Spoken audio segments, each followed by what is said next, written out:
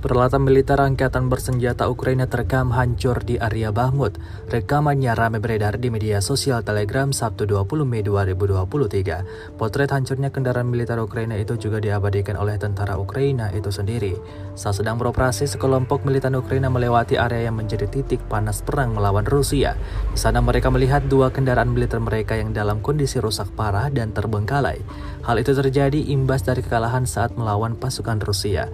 Dalam narasi unggahan tidak disebutkan data korban jiwa dalam insiden ini. Beredarnya video ini menuai beragam respon dari warganet.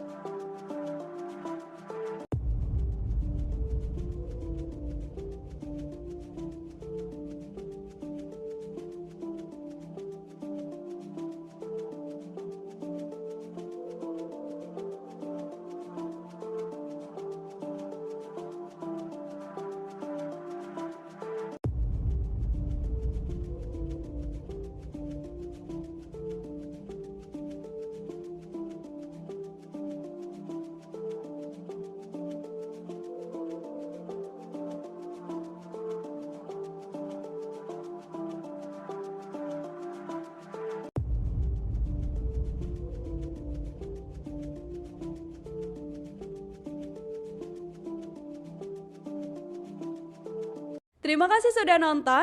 Jangan lupa like, subscribe, dan share ya.